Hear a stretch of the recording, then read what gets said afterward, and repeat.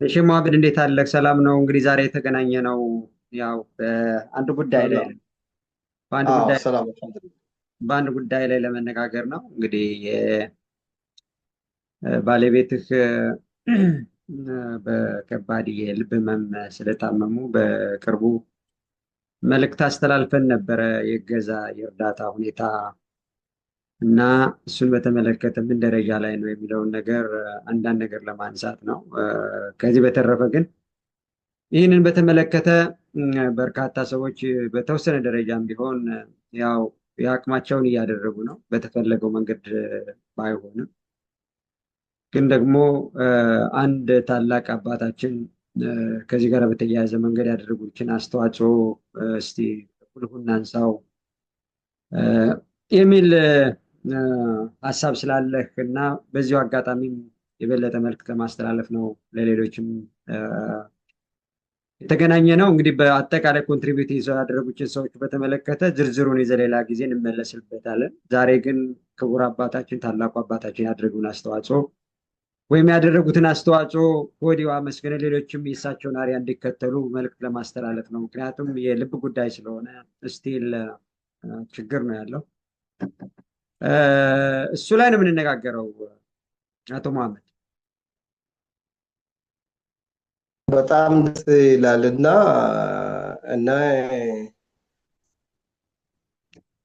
ሄሎ ይሰማል?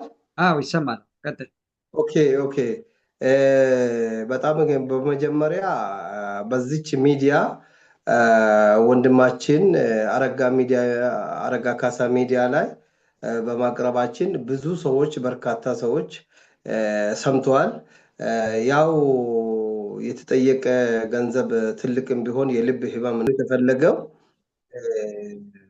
በጣም ምርጥ ጓደኞች፣ ዘመዶች እንዳሉ ኢትዮጵያኖች እንዳሉ አይቻለሁ። ነገር ግን በታላቅነት በካርቱም በነበሩበት ትልቅ አባታችን የነበሩ አባታችን አባ ገብረስላሴ ይህንን ነገር ቪዲዮ በማየት የደረሱልን ስለሆነ በጣም አመሰግናለሁ።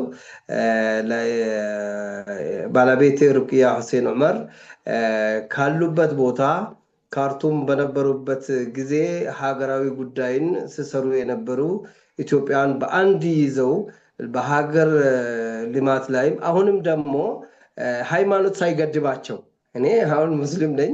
ሃይማኖት ሳይገድባቸው አይዞ ልጄ እኛ ባለንበት ልጄ ምንም አትሆንም ባለን አቅም ከናንተ ጋራ ነው ብለው ይሄንን ከሰሙ በኋላ በጣም ነው ያበረታቱን። በጣም ነው ከኛ ጋራ የቆሙን ከልጆቻቸው ጋራ ማለት ነው ካሉት ሙእምናን ጋራ በጣም አመሰግናቸዋለሁ። እኔ የምል በጣም ይጠፋኛል። ለምን በጣም ቅንና ትልቅ ሰው ናቸው አባታችን። እኔ በነበሩበት ካርቱም ምሁርም ናቸው። በሁሉም ቋንቋ አቅም ያላቸው ትልቅ ሰው ናቸው። እኔ በጣም ነው የተሰማኝ። ማንም ያልደረሰ ይሄንን ሚዲያ ሰምቶ አረጋ ካሳ ሚዲያ ወዲያው ስለሚከታተሉ በጣም የተባሩ ምሁር ስለሆኑ ሁሉም ነገርን ስለሚያዩ ወዲያው የደረሱልን ነው። ባለቤቴም በጣም ተደስታለች እና ሁላችንም ተደስተናል እላለሁ ወንድማችን። ኦኬ፣ በጣም ጥሩ መሐመድ። እንግዲህ እሳቸው እንኳን ይህንን መልዕክት በምናስተላልፍበት ጊዜ ደስ ላይላቸው እንደሚችል ይገባኛል። ግን ደስ እንትን ማነው ክሪቲሳይዝ ማነው አስተያየት ካላቸው ደግሞ ይቅርታ እንጠይቃለን። ምክንያቱም ጉልህ ስራ ነው የሰሩት። ይሄ በብዙ መልኩ ትምህርት የሚሆን ነገር ስለሆነ ነው። የእሳቸው ስራን በተመለከተ በግልጽ የተወሰነ ደረጃን በዚህ አጋጣሚ ልናነሳ እንችላለን። እንግዲህ ስማቸውን አላነሳንም። ትክክለኛ ስማቸው መላከ ፀሐይ ቆሞስ አባ ገብረስላሴ ጎበና በኢትዮጵያ ኦርቶዶክስ ተዋሕዶ ቤተክርስቲያን በአሁን በአውስትራሊያ ሜልቦርን ደብረ ቅዱስ ሚካኤል ቤተክርስቲያን አስተዳዳሪ ናቸው። አሁን ከዚህ በፊት ደግሞ በካርቱም ሱዳን መድኃኔዓለም ቤተክርስቲያን አስተዳዳሪ ነበሩ እና እሳቸው ጋር የምንተዋወቀው በዛኔ ነው ማለት። እሳቸው ከአራት ወይም ከ5 ዓመት በላይ ሱዳን ቆይተዋል እና በነበሩበት ጊዜ ከኤምባሲ ጋር የነበረውን ግንኙነት እንደገና ደግሞ ቤተክርስቲያን አካባቢ ይሰራ የነበረው ሃይማኖታዊና ልማታዊ ስራ በጉልህ ማጥቀስ እንችላለን።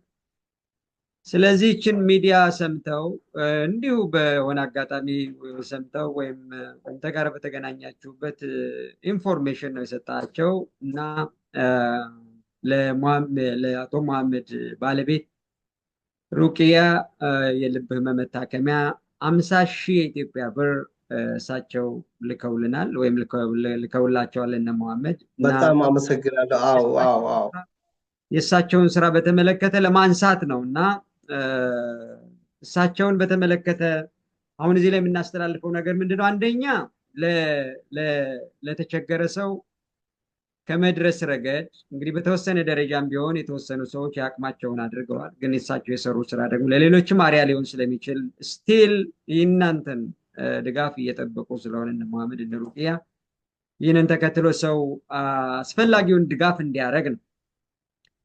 ነገር ግን ከዚህ በላይ እሳቸው አሁን የሰሩ ስራ ከገንዘብ በላይ ከዚህ በእኔ እናንተ በቅርበት በአካልም እናውቃቸዋለን። እሳቸውን እና አብረው ይሰሩ የነበሩትን አባቶች በአጠቃላይ ምዕመናንን ያስተባብሩ የነበሩትን ሄደን እናውቃቸዋለን።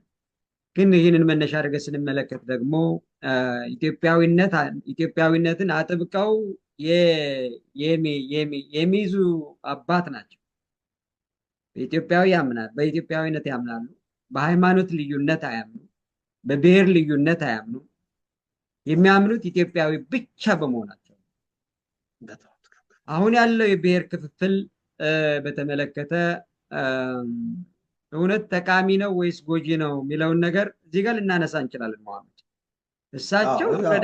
እሳቸው ትውልዳቸው አማራ ክልል ነው። በሃይማኖትም የወሰን እንደሆነ የኦርቶዶክስ ሃይማኖት አባት ናቸው። ትክክል ትክክል። መሐመድ ደግሞ ትውልዱ አማራ አይደለም፣ ሃይማኖቱ ክርስቲያን ወይም ኦርቶዶክስ ሃይማኖት አይደለም። ስለዚህ ዛሬ በብሔር ተከፋፍለን የምንቧከሰው እውነት ለእኛ ስለሚጠቅም ነው ወይስ ፖለቲከኞች ለራሳቸው ጥቅም ሲሉ የሚያደርጉት ነው ወይ የሚለው ነገር አሁን የመሐመድ ጉዳይ ብቻ አነስተን ብንመለከት እዚህ ላይ በትክክል ቁልጭ አድርጎ ያሳያል ማለት ነው። አሁን ሩቅያ በጠና በልብ ህመም ስለታመመች አስፈላጊው ድጋፍ አድርጉ ብለን አነሰን በዛ መልእክት አስተላልፈናል።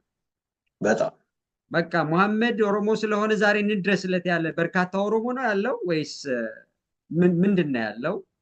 ወይስ በሙሉ ኢትዮጵያዊ ነው የተረበራረቡት? እና እዚህ አካባቢ ያለውን ነገርም ትንሽ ተጨማሪ ነገር ብናነሳ ደስ ይለኛል ማለት ነው። ምክንያቱም በጣም ትክክል ነው። ትክክል ብሔር የምንለው ነገር ለፖለቲከኞች መጠቀሚያ ካልሆነ በስተቀር ለግለሰቦች አይጠቅመን። የሚጠቅመን ቢሆን ኑሮ የመሐመድ ባለቤት ዛሬ ታከማ በዳነች ነበረ ማለት ነው።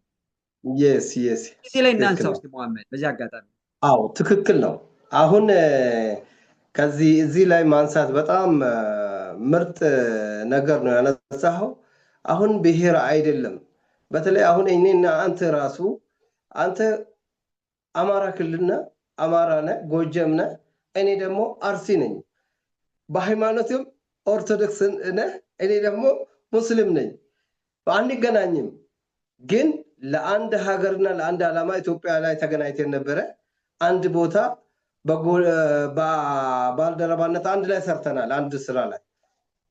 እንደዛው አባታችን ሃይማኖት ሳይገድበው አባታችን መላከ ፀሐይ ቆሞስ አባ ገብረስላሴ በካርቱም እንደመጡ እኔ ብዙ ወደ 10 ዓመት በላይ ሰርቻለሁ። እዛ አካባቢ ሲያይ ሁሉንም አቀፉ።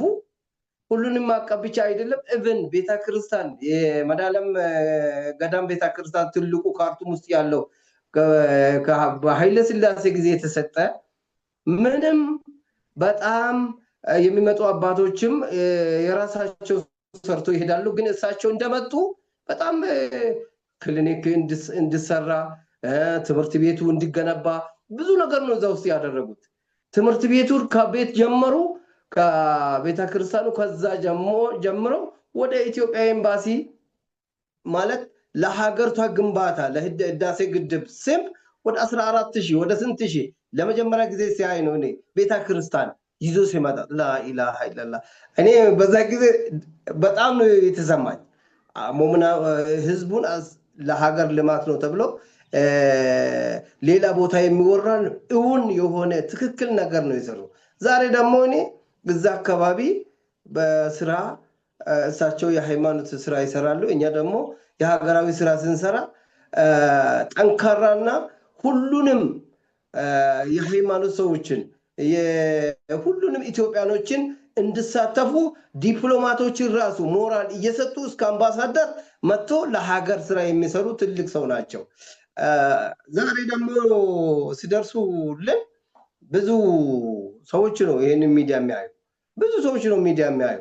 ነገር ግን በትኩረት አይተው ያሉት በጣም ሩቅ ነው፣ ሀገር ላይ ነው፣ ሌላ አህጉር ላይ ነው ያለው፣ አውስትራሊያ ነው ያለው። ከአውስትራሊያ አይዞህ እኔ በማድረስህ ይህንን በማስማቴ አሉኝ። እኔ መጀመሪያ ሰምቼ ይህንን በማድረጉ በጣም ደስታ ይሰማኛል አሉ። እኔ የበለጠ ደስታ ተሰማኝ። እኔ ሙስሊም ነኝ፣ እሳቸው ኦርቶዶክስ አባት ናቸው። በሃይማኖት ሌላ ነገር አላሉ። ሀገራዊ ጉዳይ ብቻ ነው እኛን የሚያገናኘን ማለት ነው። ኢትዮጵያዊነት አንዳንድ ፖለቲከኞች ዛሬ መስላል አድርጎ ለማውጣት ወደ ስልጣን ለማውጣት ፓወርን ለመጨበጥ ሌላ ነገር ለማድረግ ለህዝብ እንደሰሩ ብለው ህዝቡን የሚበታትኑ አንድ ህዝብ ዛሬ አይደለም ከዛሬ ስንት ዓመት በላይ ኢትዮጵያኖች ንጹህ ኢትዮጵያ፣ ንጹህ ኦሮሞ፣ ንጹህ አማራ፣ ንጹህ ትግራይ፣ ንጹህ ከምባታ፣ ንጹህ ወላይታ የሚባለው የለም። ኢትዮጵያ ደም ሁሉ አንድ ነው። ያልተጋባ የለም። በሃይማኖትም አንዱ እዛ አለ፣ አንዱ በዚህ አለ፣ አጎቱ እዛ አለ፣ አክስቱ በዚህ አለ። ሁሉም ኢትዮጵያኖች አንድ ላይ ነው ያለ ነው። ግን አባታችን ያደረጉት ይህንን ሁሉ የተረዱና ዛሬ በዚህ በማቆማቸው ብቻ ሳይሆን ካለው እውቀት ምሁር የሀገር ሰው መሆኑን ኢትዮጵያዊ መሆኑን እኔ በጣም እኔ ብቻ አይደለም ቤተሰቤ ሁሉ ሲሰሙ የእሳቸው ፎቶ አሳይቼ እንዴት እሳቸው እኮ ይሄ ናቸው ብዬ ለምሳሌ አሁን ፎቶቸው ብታሳይልን ቢኖሩ እዚህ በጣም ደስ ይላል። በጣም ይሄ ናቸው። በጣም ነው ሰዎች ሁሉ እንዳለ የሰፈር ሰዎች አካባቢ እኔ ጋር የመጡት አባ ይሄ ናቸው፣ ይሄንን ያደረጉ በጣም ተሰማቸው። እኔ ሙስሊም፣ እሳቸው ደግሞ ትልቅ ጳጳስ የሀገር መሪ የሆኑት እቺን ምስኪን ነገር ባለቤቴንም አይቶ እኔንም ሳይንቁኝ ይህንን በማድረጉ ከልቤ አመሰግናለሁ። ሁሉም ህዝብ እንዲሰማ ይፈልጋለሁ። በዘረኝነት ሳይሆን በሰው በመሆኑ ኢትዮጵያ በመሆኑ ነው ከኔ ጋር የቆሙ። እግዚአብሔር ይስጣቸው። በጣም ነው የሚያመሰግናቸው። ሁለተኛ ደግሞ ዘረኝነት መስላል አድርጎ ለማውጣት በየቦታው ጦርነትን የሚለክሱ ሰዎች ኢትዮጵያን ለማጥቀም ሳይሆን የራሳቸውን ነገር ለማድረግና ህዝቡን ለማበታተን፣ ህዝቡ አንድ ሆኖ ከተቀመጠ፣ ህዝቡ አንድ ሆኖ ከተነጋገረ በሽታው የት እንደሆነ ስለሚያጠፋቸው ይሄ ነገር እንዳይሆን ሁሌ ጊዜ ሁለቱን ብሔሮችን እያጋጩ ከሁሉም ኢትዮጵያ ውስጥ ይህንን የሚሰሩት ለህዝብ ብሎ ሳይሆን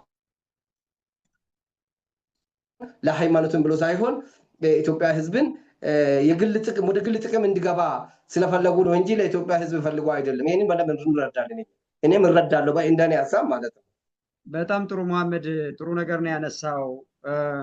እንግዲህ ሰው ለመርዳት ለመተጋገዝ ሰው መሆን በቂ ነው የሚል አንድ መርህ አለ። የክቡር የመቄዶንያ የአረጋውያንና የአእምሮ ህሙማን መስራችና አስተዳዳሪ ክቡር ዶክተር ቢኒያም በለጠ የሚሉት መርህ እሱ ነው እና አባታችን የሚያደርጉት እሱ ነው። ስለዚህ እኛንም ያዋጣን ኢትዮጵያዊነትና ኢትዮጵያዊነት ብቻ ነው። ልክ ቅድም እንዳልከው ጥርት ያለ ኦሮሞ እናመጣለን፣ ጥርት ያለ አማራን እናመጣለን፣ ጥርት ያለ ትግሬ ወይም ጥርት ያለ ደቡቤ እናመጣለን። ብሎ የሚንቀሳቀስ ሰውና በዚያ ህሊና የሚያስብ ሰው ወይም የአንዱን ብሔር የበላይነት አመጣለሁ ሌላውን ደግሞ ወደዛ መልሳለሁ ብሎ የሚያስብ ሰው ካለ እሱ ሞኝ ነው። በጣም እንደዚህ የሚጋጋጥ ሰው ካለ ራሱም እንደሚጠፋ አውቆ ወደ ህሊናው መመለስ መቻል ነው ያለበት። አሁን ኢትዮጵያ ውስጥ የሚታየው ነገር በምንም ታምር ለኢትዮጵያ አይጠቅማት። ከጎረቤት ሀገሮች ተመልክተናል። ሌላ ቦታ መሄድ አንችልም። ኢትዮጵያና ኤርትራ ተከፋፍለው ምንም አልተጠቀሙ። ስቲል ጦርነት ነው። ሱዳንና ደቡብ ሱዳን ተከፋፍለው ምንም አልተጠቀሙ። ሶማሌዎቹ እርስ በርሳቸው ተከፋፍለው ምንም አልተጠቀሙ። እኛ ደግሞ ብንከፋፈል የባሰ ነው የሚሆን። ስለዚህ ጥርት ያለ ኦሮሞ የሚባል የለም፣ ጥርት ያለ ብሔር የሚባል የለም። ኢትዮጵያዊነት ብቻ ነው የሚጠቅመን እና ሊያኖረን የሚችል። በመሀል ላይ የተቀመጠው ድንበር ምንም አይጠቅመን። ስለዚህ አባታችን ዛሬ ያደረጉት ነገር እኛ እንዲያው በዚህ አጋጣሚ እንጠቀምበት ብለን ነው እንጂ እሳቸውን ላለፉት በርካታ ዓመታት እናውቃቸዋለን። ዞሮ ዞሮ ግን ማናችንም የተረዳን በቅርበት የምናውቅ የምንረዳ ሰዎች እንኳን አብረን የኖር ሰዎች አብረን የሰራን ሰዎች ምን አደረግን እነማን ምን አደረጉ ብንል አሁን እናውቃቸዋለን። ግን እሳቸው ያደረጉት ነገር እንዲያው ዝም ብለን ለማንሳት ያክል ነው እንጂ በዚህ ብቻ የሚያበቃ አይደለም። እሳቸው የሰሩት ስራ ኢትዮጵያዊነትን አጥብቀን እንድንይዝ የሚያመላክት ነገር ስለሆነ በዚህ መንገድ እንድናነሳቸው ነው። እሳቸው ደግሞ እንዳልነው በሃይማኖት ትምህርት ብቻ ሳይሆን በዓለማዊ ትምህርትም ጭምር የላቀ የትምህርት አፈጻጸም ያላቸው ናቸው እና ለምሳሌ ለማንሳት ያክል እሳቸው ያው ስማቸውን ቅድም በአግባቡ ያነሳሁት ነው። መላከ ፀሐይ ቆሞስ አባ ገብረስላሴ ጎበና ነው የሚባሉት። አሁን እንግዲህ ቅድም እንዳነሳሁት በኢትዮጵያ ኦርቶዶክስ ቤተክርስቲያን በሜልቦርን ማለት በአውስትራሊያ ሜልቦርን ደብረ ገነት ቅዱስ ሚካኤል አስተዳዳሪ ናቸው። እኛ ጋር የምንተዋወቀው ደግሞ የመድኃኔዓለም ቤተክርስቲያን አስተዳዳሪ ሁነው ነው። የቤተክርስቲያን ገዳም ካርቱም የሚገኘው ገዳም አስተዳዳሪ ሁነው ነው እና ለስራ ለቁም ነገር ለቅድ ለአፈጻጸም የቆሙ የተፈጠሩ እጅግ ከምናከብራቸው የኢትዮጵያ መሪዎች አንዱ ሆነው የሚታዩ ናቸው። ስለዚህ በትምህርት ደረጃም በዓለማዊ ትምህርት ደረጃም ስንመለከት እሳቸው በካምብሪጅ ኢንተርናሽናል ኮሌጅ ሊደርሺፕ ኤንድ ማኔጅመንት ዲፕሎማ እና የመጀመሪያ ዲግሪ አላቸው። አሁንም ማስተርስ እየሰሩ ነው ያሉት እና በሃይማኖት ብቻ ሳይሆን በዓለማዊ ትምህርትም ጭምር ላቅ ያለ እውቀት ያላቸው ናቸው። ስለዚህ ለሰሩ ስራ እኛ እንከተልም አንማርም እንጂ አሁን የሰሩ ስራ ብዙዎቻችን የምንማርበት ለብዙ አርአያ የሚሆን ነገር ነው ማለት ነው እና እጅግ በጣም እናመሰግናቸዋለን። አሁን እሳቸው ኦልሬዲ እኮ 500,000 አይደለም እንጂ ባለፈው እንዳላችሁት እስከ 1 ሚሊዮን እንደሚጠይቅ ነው። ባለፈው 500,000 ነበር ያልነው። ኋላ ደግሞ ስታረጋግጥ 1 ሚሊዮን ድረስ እንደሚደርስ ነው የነገርከን እና ልክ እንደሳቸው አንድ 10 ሰው ቢገኝ እኮ 500,000 ማለት እኮ እሱ ነው። እሳቸው አሁን 50,000 የኢትዮጵያ ብር ነው የሰጡት። ልክ እንደዛ ቁርጠኛ የሆነ 10 ሰዎች ብንገኝ እኮ ሩቅያን እኮ ማሳከም እንችላለን። ለምንድን ነው ያላደረግነው የሚለው ነገር ስናነሳ እንግዲህ ወይ እኛ ወይ መልእክቱን አላደረስንም ወይ ትኩረት አልሰጠም። አሁንም ቢሆን እንድንሰራበት ነው መልእክቴን ማስተላልፈው።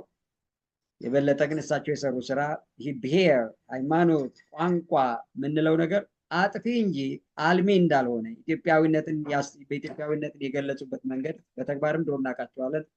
አሁን የሰሩት ስራ ደግሞ እጅግ በጣም የሚያኮራ ስለሆነ እኛም በግለሰብ ደረጃ ይህንን ነገር አጥብቀን እንድንይዝ ለማንሳት ያክል ነው ማለት እና በትንሹ ቅድም እንዳነሳው እሳቸው ካርቱም የነበሩበት ጊዜ የሰሩ ስራዎችንም በተወሰነ ደረጃ ብናነሳ ደስ ይለኛል። በዚህ አጋጣሚ አያውቅ ሰው ካለ ቢታወቅ ምን ችግር አለ? የሰሩ ስራ ስለሆነ አሁን እንግዲህ እሳቸውን ስም ነው ደጋግመን የምናነሳው። በምናነሳ ጊዜ ደግሞ እሳቸው ብቻቸውን ሰሩ ለማለት ሳይሆን ያው ዋናው አመራሩ ሊደርሺፑ።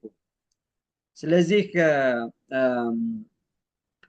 እና ቀሲስ ላቀ እና አባ ገብረስላሴ አብረው ነበሩ። ሌሎችም በሱዳን ካርቱም የሚገኙ እንደነ አባ እስከዚያ የሚባሉ ትላልቅ አባቶች ነበሩ። አጠቃላይ ምዕመናን በማባበር የሰሯቸው ስራዎች እጅግ በጣም በርካታ ናቸው። ስለዚህ እኛ በክቡር አምባሳደር አባዲ በኤምባሲ ደረጃ የሚመሩትን ምርጥ አመራር እናደንቃለን።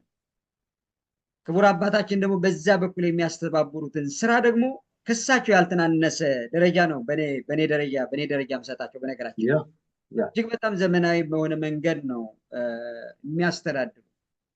ከኤምባሲ ጋር የነበረው ግንኙነት፣ የመንግስት ስራ ለመስራት የነበረው ግንኙነት፣ የነበረው ጥንካሬ፣ ቤተክርስቲያን አካባቢ የሆነ ነገር እንኳ ቢኖር የሚታገዝ እንኳ ነገር ቢኖር አንተም ሙስሊም ቤተክርስቲያን መግባት ላይፈቀድ ይችላል፣ ግን ሩጠህ ሄደህ መሐመድ ና ተብለህ ኤምባሲውና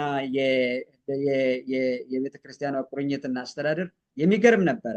እሳቸውም አሁን የክቡር አምባሳደር አባኒን አመራር አንስተው አይጠግቡም። በነገራችን ላይ አንስተው አይጠግቡም ነው።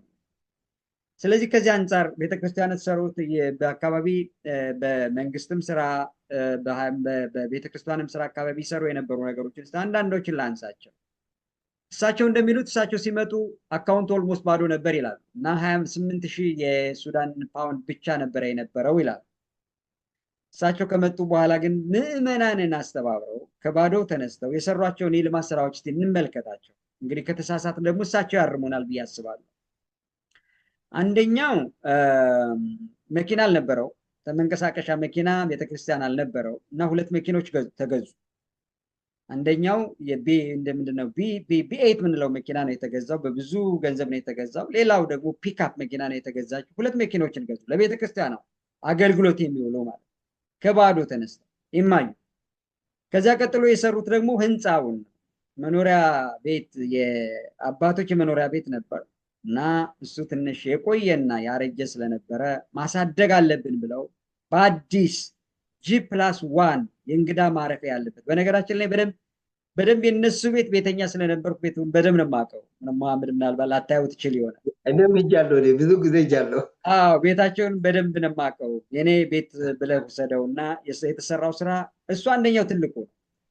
ሁለተኛው ከዚህ ቀጥሎ ደግሞ ሌላው የነበረው ኢትዮጵያውያን ቋንቋ የአረብኛ ቋንቋ ችግር ሊኖርባቸው ስለሚችል ቤተክርስቲያን አካባቢ ክሊኒክ መከፈት አለበት፣ ቋንቋውንም የሚችል ባለሙያ መቀጠር አለበት ብለው ያሉትን ነገር አድርገው የቤተክርስቲያን አካባቢ ክሊኒክ ተከፍቶ እንዲሰራ ወይም አገልግሎት እንዲሰጥ ማድረግ ችለው ነበረ። ከዛ በኋላ ያለውን ነገር በትክክል ምን ድረስ እንደሄደ እኔ እንግዲህ ወደ ሀገር ቤቱ ስለተመለስኩ በትክክል ላልገጽ እችላለሁ።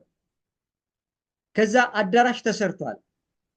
አዳራሽ ቤተክርስቲያን ውስጥ ምንም አዳራሽ አልነበረም። ሌሎች ህንፃዎች እንግዲህ እኔ ከሄድኩ በኋላ የተሰሩ ደግሞ በርካታ ህንፃዎች እንዳሉ አውቃለሁ። በትክክል አሁን ላልገልጻቸው ይችላለሁ።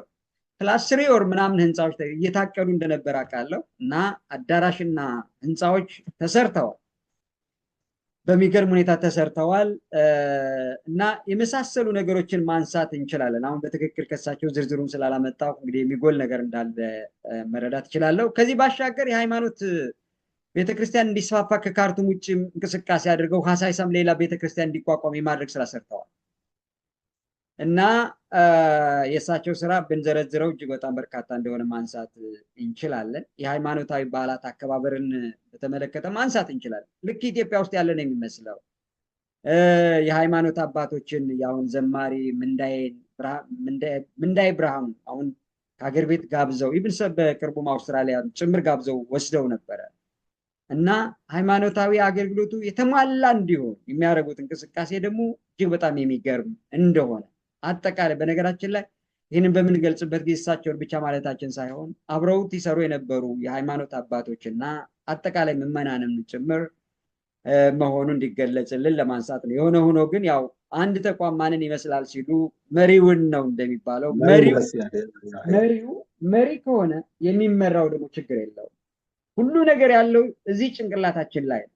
ልማትም ጥፋትም ያለው ጭንቅላታችን ላይ ስለሆነ ራስ ደህና ከሆነ አስተሳሰባችን ደህና ከሆነ የሚመራው አካል ደህና ከሆነ ደግሞ የተመሪው ደግሞ የበለጠ ስራ ይሰራል እና አመራራቸው ነው ዘመናዊ የሆነ አመራር ሂደት ነው የሚከተሉት ለማለት ነው። ከመንግስት ስራ አኳያ ደግሞ ቅድም ለማንሳት እንደሞከርከው እስቲ ላንሳ። በተለይ ህዳሴ ግድብን በተመለከተ ማንሳት እንችላለን። ህዳሴ ግድብ ቦንድ በሚሸጥበት ጊዜ እሳቸው ያቅዳሉ። በቃ በዚህ ዓመት ይህን ያህል ቦንድ ከቤተ ክርስቲያናችን ይሸጣል ብለው ነው የሚያቅዱት። ከዚያ ቅድ ይያዛል። ምዕመናንን በአግባቡ ያስረዷቸዋል። በአግባቡ ልማት ላይ እንዲሳተፉ ያደርጋሉ። በተያዘው ፕሮግራም እኛ ስንሄድ ረጅም ሰልፍ ነው የምታገኘው ቦንድ ለመግዛት እኮ ረጅም ሰልፍ። ኢማጂን ሱዳን እንግዲህ እንደምታውቀው ያን ያክል አቅም ያለው ሰው የለም። ክፍያውም እንደምታየው ትልቅ አይደለም። ግን ከአምራቸው አኳያ በቀን ማን ነው በያዙት ፕሮግራም በአንዴ በያዙት ፕሮግራም ከ10,000 በላይ ዶላር ቦንድ ተሽጦ እንመለሳለን ማለት። ስለዚህ ሲናገሩ ማቀድ ነው ከባዱ ይላሉ እሳቸው። ከባዱ ነገር እቅድ ማቀዱ ነው ከባዱ፣ መተግበሩ አይደለም ከባዱ ይላሉ። እቅድ በትክክል እቅዱን ማቀድ የሚችል ሰው ካለ፣ አመራር ካለ ያንን መንገድ ተከትሎ በቃ እቅዱ ከታቀደ ከየት ተጀምሮ ወደ የት መሄድ እንዳለ መንገዱ አስፋልቱ ተሰርቷል ማለት ነው። እቅድ ከሌለ ግን እቅድ ለማለት ግን ምንም መንገድ የሌለ መንገድ መክፈትን ያክል ስለሆነ ማቀድ ነው ከባዱ ይላሉ። ይህን የሚያያይዙት ከምኑ ጋር መሰለ? ህዳሴ ግድብን እንገነባለን ብለው የጀመሩትን ሰዎች ለማመስገን ያክል የሚያልሽ በግልጽ እንነጋገር ከተባለ የህዳሴ ግድብን እንጀምራለን በኛው ብለው የጀመሩት የቀድሞ ጠቅላይ ሚኒስትር መለስ ዜናዊ ናቸው። አንተ ምናልባት መጽሐፉን ካላነበብክ ነው እንጂ የውጭ ጉዳይ ፖሊሲ ላይ ምን ይላል መሰለ? ከጎረቤት ሀገሮች ጋር ያለን ስጋት ምንድን ነው ብለው ያነሱና ከሱዳን ከግብፅ መጽሐፉን ያንን ፖሊሲን በነገራችን ላይ እሳቸው እንደጻፉት ማወቅ ትችላለህ። ከጎረቤት ሀገሮች ጋር ያለን ስጋት ምንድን ነው ይላሉ መጽሐፉ ላይ። ውጭ ጉዳይ ፖሊሲ እና ስትራቴጂ ላይ አንደኛ ከሱዳንና ግብፅ ያለን አንደኛው ስጋት የአባይ ጉዳይ ነው ይላል። ይህን ስጋት ወደ ልማት ወደ ኦፖርቹኒቲ እንቀይራለን ይሉና እንዴት አድርገን አባይን እንገደባለን፣ ኤሌክትሪክ እናመነጫለን። አባይ ተገድቦ ኤሌክትሪክ ከመነጨነ ለነሱ ደግሞ ከሸጥነላቸው በኤሌክትሪኩም በሌላ መንገድ እንዲገለገሉ ካደረግናቸው ምንም ማንን ግጭትና ስጋትን ወደ ልማት መቀየር እንችላለን፣ ወደ ወዳጅነት መቀየር እንችላለን ይላሉ። የእሳቸው የጠቅላይ ሚኒስትር መለስ ዜናዊ እቅድና ስትራቴጂ ነው። ይህ አሁን ትንቢት አይመስልም? ትንቢት ነው የሚመስለው። በ1994 እንደ ኤሮፓ አቆጣጠር ይመስለኛል የወጣ ፖሊሲና ስትራቴጂ ነው። ያ ፖሊሲና ስትራቴጂ ግን በመሬት ላይ ዛሬ የምናየውን ነገር መገንባት ተቻለ ነው። ስለዚህ ከባዱ ነገር ያንን ማስጀመሩና ማቀዱ እንጂ አሁን እነሱ የጀመሩትን ገንዘብ መደገፍ በጣም ቀላል ነው ብለው ማለታቸው። ስለዚህ ህዳሴ ግድብ ቦንድ እንዲሸጥ ከማድረግ ረገድ ይደረግ የነበረው ቤተክርስቲያን አካባቢ ይሰራ የነበረው ነገር እውነት ለመናገር እኔ ከምገልጸው በላይ እንደሆነ በዚህ አጋጣሚ ላንሳ ብዬ ነው። ሁለተኛው የተለያዩ በዓላትን በምናከብርበት ጊዜ የተለያዩ ብሔራዊ በዓላትን በምናከብርበት ጊዜ የመድኃኔዓለም ቤተክርስቲያንን እና ሌሎችም የሃይማኖት ተቋማት አባቶች ካልመጡ እውነት ለመናገር አይሞላም፣ አይቀሩም። ፕሮቴስታንቶችም ይመጣሉ፣ ሌሎችም የተለያዩ ሃይማኖት ተቋማት ይመጣሉ። ስለዚህ ማንኛውን ብሔራዊ በዓላትን ሃይማኖታዊ በዓላትን በምናከብርበት ጊዜ አይቀሩም። ቢቀሩ እንኳ ተወካይ ነው የሚልኩት። ስለዚህ የነሱ ውለታ በተለይ ከኤምባሲ ጋር በነበረው ግንኙነት የኤምባሲ ስራ የመንግስትም ስራ ጭምር እንዲቃና ከማድረግ ረገድ እነሱ የሃይማኖት ተቋማት ካልገቡበት ሙሉ አይሆንም እውነት ለመናገር። ስለዚህ እነዚህንንም ነገር ለማንሳት ነው። ከዚህ ባሻገር ከኤምባሲ ጋር የነበረን ግንኙነት ደግሞ እጅግ በጣም ጥብቅ ነበረ። እኛ ስንፈልጋቸው እነሱ ይመጡልናል። እኛም በአቅማችን እነሱ የምናግዘው ነገር ካለ ደግሞ በተሻለ መጠን ተልኳችንን እንፈጽማለን። አምባሳደራችንና የኛ ኤምባሲ አመራር የነበሩት ደግሞ የሃይማኖት ወይም የመድኃኔዓለም ቤተክርስቲያን ጉዳይ አለ ከተባለ ምንም ጊዜም አይሰጡም። እሳቸውም 2-3 ጊዜ ሄደው እንደጎበኙ አውቃለሁ። ልማት ስራዎች እንደጎበኙ አውቃለሁ። ስለዚህ ታላቁ አባታችን ደግሞ አምባሳደር አባዲን አንስተውም አይጠግቡም ነው። ይሄ ነው ያለው። ግን በዚህ አጋጣሚ እሳቸውን በእርግጥ እሳቸው በራሳቸው ጊዜ ይቅርታ አድርገውልኛል። 1-2 ጊዜ ግን ማኑ ነክቻለሁ። በነገራችን ላይ ማኑ ነክቼ አስተኝቼቸዋለሁ። ምን መሰለ? አንደኛ የሃይማኖት ተቋማት በተለያዩ በዓላትን በምናስተባብርበት ጊዜ የሃይማኖት ተቋማት መልእክት እንዲያስተላልፉ እንጋብዛለን እና በተለመደው መንገድ የተለመደው እና ከሃይማኖታዊ ወደ ኢትዮጵያ ከሃይማኖት አመጣጥ ጋር ተያይዞ የተለመደውና ትክክለኛው መንገድ ማንኛውም መድረክ ግብዣ ሲጋበዝ ወይም መልእክት እንዲያስተላልፍ ሲጋበዝ የኦርቶዶክስ ሃይማኖት አባቶች ናቸው የሚጋበዙት። እና እኔ ምን አደረግ ያም ተመሳሳይ ነው ብዬ ስለወሰድ ክፋት አይደለም፣ አስቤበት አይደለም። ሌላው ቴዲ የሚባል አንድ ወጣት የፕሮቴስታንት ተከታይ ነች የመጣ ልጅ ነበረ። እሳቸውን ጋበዝኩ ማለት ነው። ከዛ በኋላ በሁለተኛው ወይም በሶስተኛው በምናምን ነው እሳቸውን የተጋበዙት እና በጣም ተናደዱ። ለእኔ ያልነገሩኝ ግን እኔ አውቄያለሁ አፍሬ ይህንንም ከእሳቸው ጋር ተነጋግሬ አላውቅም እና በዚህ አጋጣሚ ይቅርታ ልጠይቃቸው ብዬ ነው። ሁለተኛው እዛ ኤምባሲ ዲያስፖራ አካባቢ ስራ በምንሰራበት ጊዜ እንደምታውቀው ያንን ያክል አስቸጋሪ ነው ውስጡ። በቃ እኛ ቋንቋ ጉዳይ አለ። ስራው በጣም አስቸጋሪ ነው እንደምታየው፣ ጫካ ማለት ነው። ሰውን አናረካም፣ እኛም አናርፍም እና ስራ በምንሰራበት ጊዜ አንደኛ አታረካም፣ ሁለተኛ ነገር ደግሞ የእኛ ሰው ደግሞ ለከላ ያዳላል፣ እንደዚህ ይደረጋል ምናምን የሚል ነገር ደግሞ ይመጣል። ከኛ ዲፕሎማቶችም ጭምር በነገራችን ላይ የሚመጣው ይሄ እና እኔ ደግሞ ያው ከአማራ ክልል ስለሆነ የመጣሁት በአንድ በኩል አማራ ያዳላል የሚል ነገር ሊሰማ ይችላል። ያ እንኳን ጉልህ ነገር የለም፣ ተጨባጭ ነገር የለውም። እዛ ደግሞ ስራ እንዳይሰራ ደግሞ የሚያውቁ ደግሞ የአማራ ተወላጆች ናቸው። በጣም የሚያውቁ እንዲያው ቢችሉ ከስራ ሁሉ እንድትታገድ ጭምር የሚሄዱ የሚጋጋጡ ሰዎች ነበሩና አንዴ ስሜነ ጋር እንጣላለን እና ስሜነህን እኔ የሆነ ፍርድ ቤት እንደምታውቀው ከሰስኩት። ጠበቃው ደግሞ አግዘውኛል። በነገራችን ላይ እሳቸውንም ላመስግናቸው እስቲ። በተለይ በተለያዩ የኢትዮጵያውያን ጉዳይ በሚኖርበት ጊዜ፣ የፍርድ ቤት ጉዳይ በሚኖርበት ጊዜ አንድ ቀን እንነጋገርበታል። እንዲያውም መሐመድ በተለይ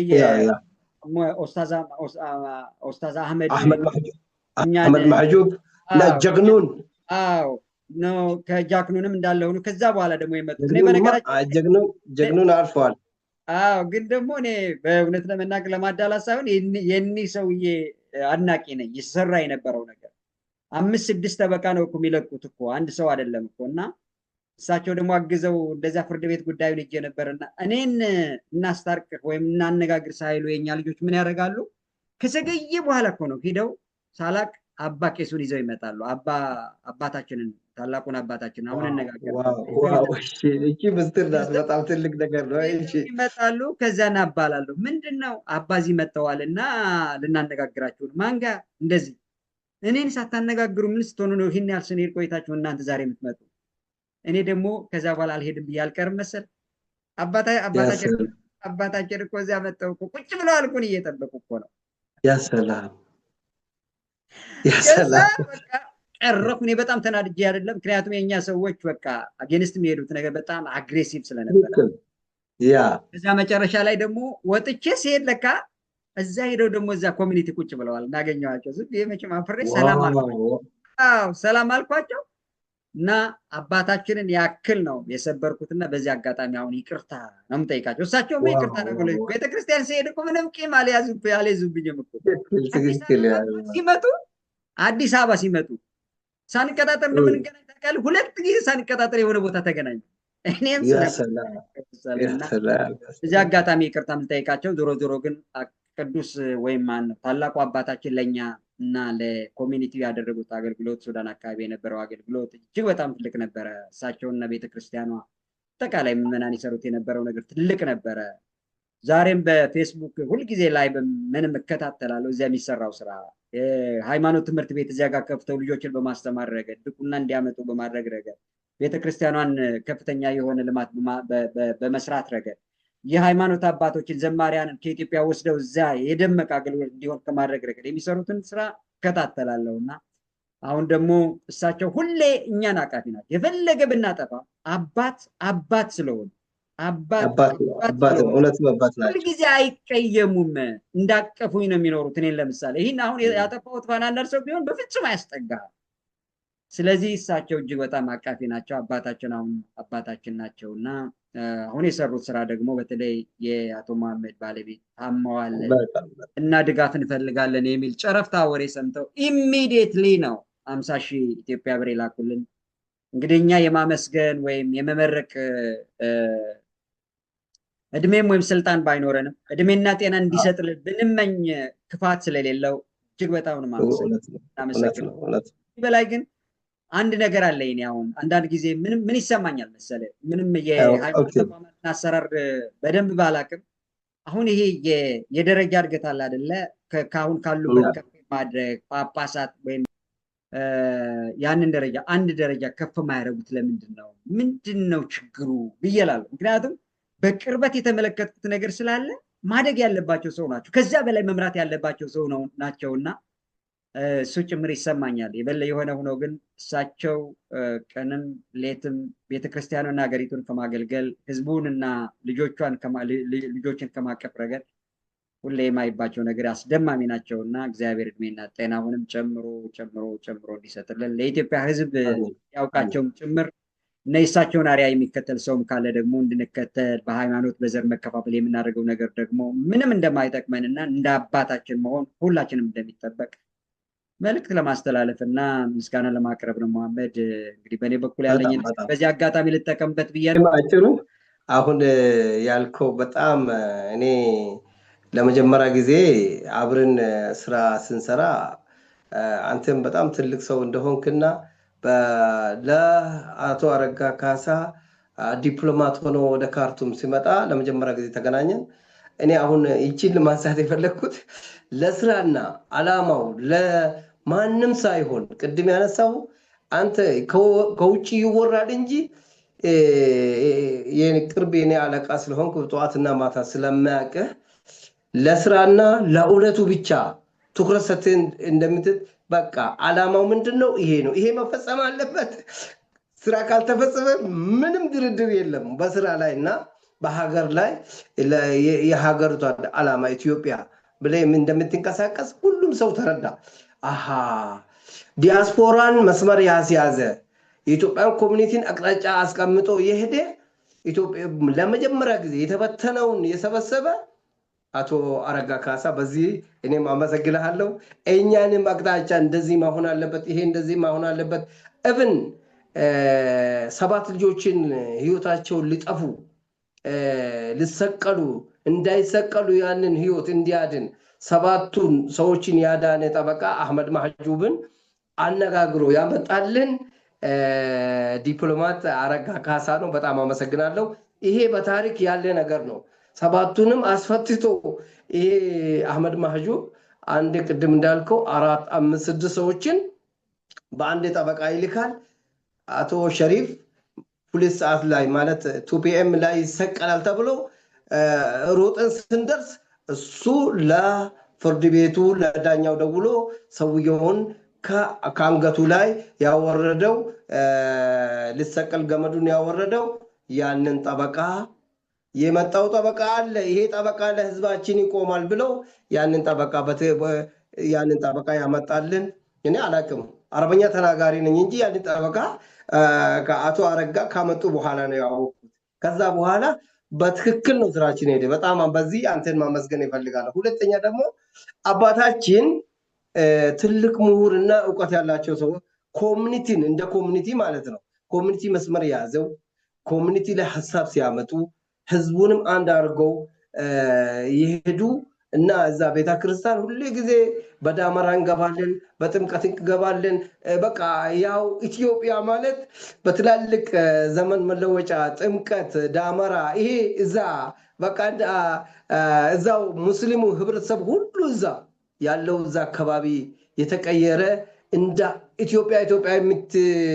ኢትዮጵያንም የት ጋር ነው የምታገኘው? መዳለም ቤተክርስቲያን እዛ ነው። ሌላ የለም። ሌላ ለምን ሃይማኖቶች ይኖራሉ። ነገር ግን ቀጥታ ደማቅ የኢትዮጵያ ሰንደቅ ዓላማ ቦታውን ደግሞ ኢትዮጵያን አትራክት የሚያደርግ ቦታ የለም። የኢትዮጵያ ደግሞ ባህሎች የሚሸጡበት አካባቢ ሁሉም ነገር እኔ አንድ ቀን እዚህ ላይ ዩኒቨርሲቲ ነበርኩና ቃማን አሳድሳለሁ ብዬ ወዘረዳ ዳክሊያ ሚኒስትር ኦፍ ኢንተርኔት ነበርኩና ከዛ ወጥቼ እንደጋ ለመጀመሪያ ጊዜ ነው መዳለም ቤተክርስቲያን ያገኘው። እዛ ገባው። እንደ አሁን አባ እንደቀየሩት አልተቀየረም፣ ግን የኢትዮጵያ ሰንደቅ ዓላማ አለው።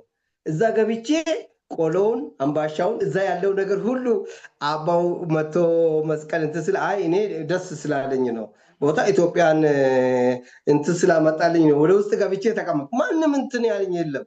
ከዛ እዛ ዩኒቨርሲቲ አፍሪካ ዩኒቨርሲቲ ተመለስኩ። ሙስሊም ናቸው ሁሉም። ምሳ ሰዓት ላይ ተገናኘን። አሁን ብዙ ሰዎች ይሰማሉ እና ተቀምጠ እኔ ዛሬ የኛ ቤተክርስቲያን ገብቼ መጣሁ።